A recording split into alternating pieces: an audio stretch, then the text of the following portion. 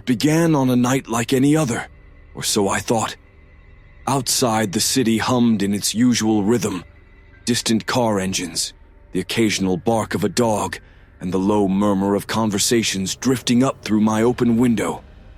The rain came in soft, steady sheets, tapping against the glass like an insistent messenger. I was alone, sinking deeper into the grooves of my old couch with a book that failed to hold my attention. That's when I heard the sound. Tap, tap, tap. Not the rain. It was sharper, deliberate. My eyes darted toward the front door. I waited, the sound of my breath filling the silence. Another knock, this one louder, broke the tension. With a reluctant sigh, I padded to the door and peered through the peephole. Nothing. When I opened the door, the hallway was empty, save for the faint flicker of the overhead light. But there, on the welcome mat, lay a notebook. It was plain, its black leather cover slick with rainwater and unmarked by any title or label. There was no note, no explanation, no sign of who had left it. Only a faint whiff of something chemical, like ink or new parchment, hung in the air.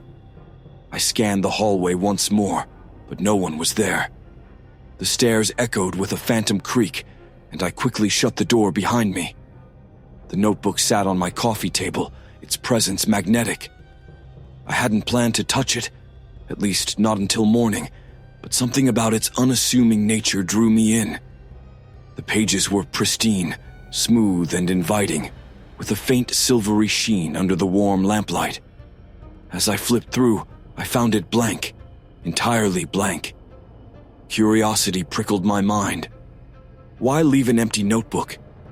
I grabbed a pen from my desk, turning back to the first page. On impulse, I wrote, "The dog in apartment 3 keeps me up all night. It would be nice if it stopped barking." It wasn't much, just a fleeting thought about the terrier next door.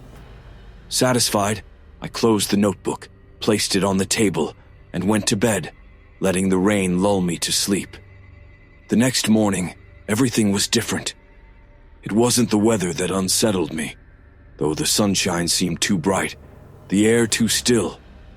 As I passed the neighbor's door on my way to work, I noticed something odd. Silence. No barking, no yipping. For the first time in weeks, apartment 3 was quiet. At first, I felt relief, but the silence carried a weight that unsettled me. Had the dog been taken away? Was it sick? Or worse? The memory of the notebook tugged at my mind all day. By the time I returned home, I was certain it was a coincidence, a mere quirk of timing. But when I opened my door and saw it lying there on the coffee table, its blank pages waiting, the doubt crept in. That night I wrote again.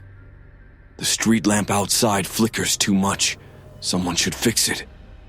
The ink had barely dried before I felt the weight of unease settle over my shoulders. Still, I reasoned with myself. The world is full of coincidences. Maybe this notebook was nothing more than an outlet for idle thoughts. When I woke the next morning, the words I'd written were the furthest thing from my mind. That is, until I walked outside. The street lamp stood dark and lifeless. Its glass casing was shattered, shards scattered across the damp sidewalk like fallen stars. My heart thudded against my ribs as I stepped over the debris. It's just a coincidence, I told myself. Things break all the time. But by the third night, the notebook felt different in my hands, heavier somehow. I stared at its blank page for what felt like hours, the pen poised but unmoving. The urge to write was overwhelming, a compulsion that I couldn't explain. Eventually, I caved. The mail keeps piling up for apartment 7. It's odd. Someone should check on them. The moment the words were on the page, regret set in. I slammed the notebook shut and shoved it into the desk drawer, determined to forget it. The next morning, I woke to the sound of muffled voices in the hallway. When I stepped out, the building's superintendent stood with 2 officers outside apartment 7. "Is something wrong?" I asked, though my throat felt tight. The super shook his head. Someone called in a welfare check. The tenant hasn't been seen in weeks. I stumbled back inside, slamming the door behind me. My legs felt weak, and the air seemed thinner. It wasn't possible. It couldn't be possible. I retrieved the notebook from the drawer, my fingers trembling as I opened it. The words I had written glared back at me, stark and damning. Beneath them, faint indentations marred the next page. Pressing lightly with my fingers, I traced the grooves. There were symbols, rough and crude, carved into the paper as if by invisible hands. They seemed to shimmer, their shapes flickering like shadows cast by a dying flame. I dropped the notebook as if it had burned me. This was no ordinary notebook. The weight of its predictions hung over me like a storm cloud, and the realization struck like lightning. I hadn't just found the notebook. It had found me. For days, I didn't touch the notebook.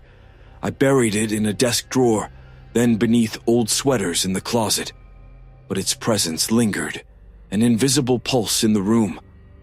I tried to live normally, going about my routines and avoiding anything that might remind me of the cursed object. But it wasn't long before the notebook made itself known again. It started with the dream. In the dream, I stood in a darkened alley.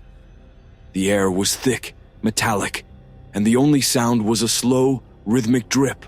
Water, maybe, or something more sinister. I wasn't alone. Faint whispers danced around me, pulling me toward the notebook, which hovered in the air like an offering. When I woke, my throat was dry, my body slick with sweat. I knew, with an unshakable certainty, that the notebook wanted me to write again. That evening, I gave in. My hands trembled as I opened the cover.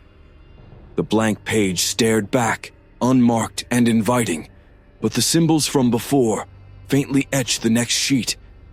This time, they seemed clearer, as though they were becoming more defined with each use. I wrote carefully. The old bookstore on Fifth Avenue has a leaky roof. Someone should patch it before it ruins the stock. As soon as the words were written, the page seemed to shimmer, as though the ink had absorbed some unseen energy. A chill swept through the room, though the windows were shut tight. The next day, I walked past the bookstore on my way to work. It was closed, a sign hanging on the door. Due to water damage, we are temporarily shut. My stomach churned, and my feet faltered. Was it possible? Had I caused this? Or was the notebook simply showing me what was already inevitable? When I arrived home, I flipped open the notebook, desperate to understand its power. I stared at the faint symbols beneath the fresh ink, tracing them with my finger. They seemed ancient, their jagged lines and looping curves radiating an unsettling energy. I spent hours poring over books and online forums, looking for anything that might explain the symbols. One search led me to an obscure website dedicated to occult phenomena. It described artifacts that could bridge the gap between intention and reality, objects imbued with the power to alter events. One detail stood out. These objects often came at a cost. They demand something in return, the text warned. The more they are used, the greater the risk to the user. I closed the laptop, my pulse racing. I had to stop. I wouldn't write in the notebook again. But the notebook wasn't finished with me. The notebook waited patiently. No matter where I placed it, in a drawer, under the bed, even in the trash, it always found its way back. One morning, I awoke to find it resting on the coffee table, open to a fresh page. There were no words, only the faint impression of a new symbol, one that seemed more intricate than the last. It felt alive, twisting and writhing as I stared at it. I couldn't ignore it anymore. The pull was too strong. This time I didn't write a passing thought or idle complaint. I tried to resist its influence by testing it. Carefully, deliberately, I wrote, "The train arriving at 3:15 p.m. will be on time." It was a mundane statement, one that felt safe, harmless. I closed the notebook, my heart pounding as I waited for the afternoon. When the train rolled into the station precisely at 3:15, I wasn't surprised, but I wasn't reassured either. The notebook wasn't just predicting outcomes, it was dictating them. The following night, the notebook became more aggressive. As I lay in bed, I heard the unmistakable sound of its pages turning. My breath caught, my body paralyzed with dread. I didn't dare look, but the whisper of shifting paper seemed to grow louder, filling the room with its presence. By morning, a new message had appeared on the page I'd left blank. "Help me." The words were faint, as though scratched into the paper by an invisible hand. Below them, a series of symbols spiraled outward, forming an intricate maze-like pattern. I studied the notebook for hours, piecing together the meaning of the symbols. They pointed to a location, a warehouse on the city's outskirts. Against my better judgment, I went. The warehouse was derelict, its windows shattered, and its walls marred with graffiti. Inside, dust motes swirled in the pale shafts of light, and the air carried a faint, acrid scent. At the center of the room was a pedestal, and resting atop it was another notebook identical to mine. Its pages fluttered gently, as though stirred by a non-existent breeze. I approached cautiously, the hair on my arms standing on end. When I touched the notebook, a surge of cold swept through me. The symbols etched within were different, more intricate, more commanding. And then I understood. The notebook wasn't a tool, it was a trap. It wasn't just predicting crimes, it was orchestrating them, pulling strings in a grand unseen game. And I was its newest pawn. As I stumbled back, my notebook burned hot in my pocket. A single thought seared into my mind, unbidden and inescapable. The final prediction has yet to come. The notebook felt heavier as I clutched it on the way home, the warehouse still haunting my thoughts. Its twin, the one resting on that pedestal, was burned into my mind. That notebook had been alive, its pages trembling like a heartbeat, its symbols seared with a malevolent purpose. I had nearly left mine behind in the dust of that place. Nearly. But the moment I tried, the weight of its absence became unbearable, like an invisible chain yanking me back. Now, as I sat in my apartment, I couldn't bring myself to open it. Yet its presence was suffocating, pressing in on me with an unrelenting demand. The air felt wrong, too thick, too still. Shadows pooled in the corners of the room, stretching unnaturally in the dim lamplight.